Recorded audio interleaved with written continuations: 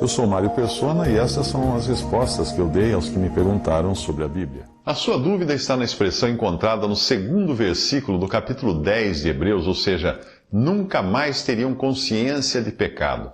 Para nós entendermos, é preciso ler o contexto dos 3 primeiros versículos, que dizem: porque tendo a lei a sombra dos bens futuros e não a imagem exata das coisas, nunca, pelos mesmos sacrifícios que continuamente se oferecem cada ano, pode aperfeiçoar os que a eles se chegam. De outra maneira, teriam deixado de se oferecer, porque, purificados uma vez, os ministrantes nunca mais teriam consciência de pecado. Nestes sacrifícios, porém, cada ano se faz comemoração dos pecados. Hebreus 10, de 1 a 3.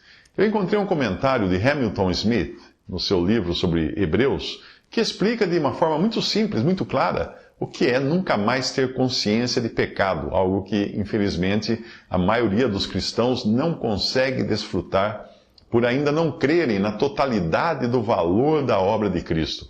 Para você compreender melhor, eu sugiro que abra sua Bíblia, leia o capítulo 10 de Hebreus inteiro, todo o capítulo 10 de Hebreus, e aí volte a ler os versículos que o Hamilton Smith cita no seu artigo, e eu vou citar aqui, porém sem transcrever os versículos inteiros. Veja só, ele escreve assim: o 10º capítulo da epístola revela o caminho pelo qual o crente foi preparado para o céu.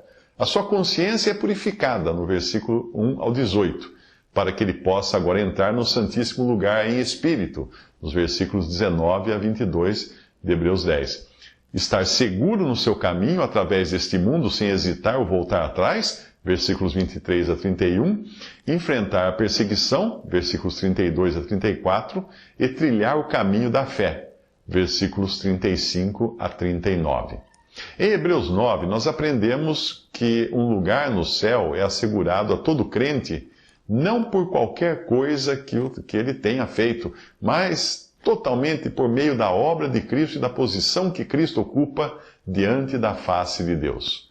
Em Hebreus 10, nós aprendemos como essa mesma obra é aplicada à consciência do crente, a fim de que, mesmo aqui e agora, ele possa desfrutar e entrar em espírito nesse novo lugar.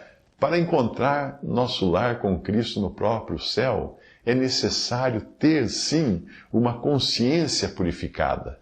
Os primeiros 18 versículos de Hebreus 10 expõem claramente como essa consciência purificada é assegurada. Em 3 passagens, em Hebreus 9 e também Hebreus 10, o apóstolo fala de uma consciência perfeita ou purgada, que significa purificada. Em Hebreus 9:9, ele afirma definitivamente que os sacrifícios dos judeus não podiam tornar o ofertante perfeito quanto à consciência.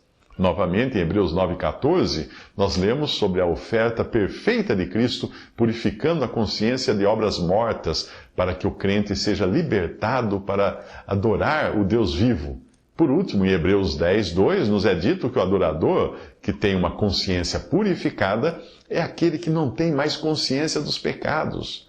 Aquele que tem uma consciência de pecados, ele vive no temor de que Deus um dia o leve a julgamento por causa de seus pecados. E, portanto, não pode desfrutar de paz com Deus. Não ter mais consciência dos pecados implica que esse medo do julgamento é removido, uma vez que Deus já lidou com todos os pecados do crente. No entanto, embora Deus nunca irá levar o crente a julgamento por seus pecados, ele pode ter de lidar com sua correção, se, como crianças, nós pecarmos, que é o assunto de Hebreus 12, de 5 a 11. Uma consciência purificada não implica, portanto, que nunca pecamos ou que nunca tenhamos a consciência do fracasso, seja passado ou presente, mas implica que todo o temor de um julgamento futuro por causa dos nossos pecados é inteiramente removido. Assim, uma consciência purificada não deve ser confundida com o que nós costumamos chamar de boa consciência. Se, por causa de um andar descuidado, um verdadeiro crente falhar, a sua consciência certamente ficará perturbada, e é somente pela confissão de seu pecado a Deus que ele recuperará uma boa consciência. Isso, no entanto, não toca a questão do perdão eterno de seus pecados, que lhe garante uma consciência purificada. Segundo a lei de Moisés, era impossível obter uma consciência perfeita ou purificada. Os sacrifícios só podiam, no máximo, dar um alívio temporário.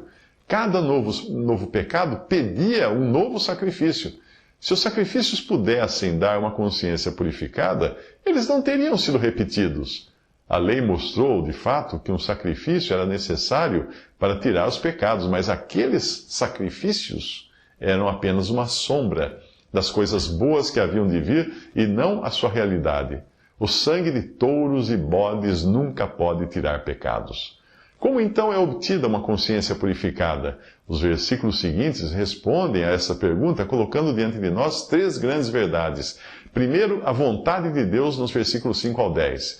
Em segundo lugar, a obra de Cristo, nos versículos 11 ao 14. E em terceiro lugar, o testemunho do Espírito, nos versículos 15 a 18. Isso foi escrito por Hamilton Smith no seu comentário sobre o livro de Hebreus. Visite respondi.com.br. Adquira os livros ou baixe e-books. Visite 3minutos.net. Baixe o aplicativo.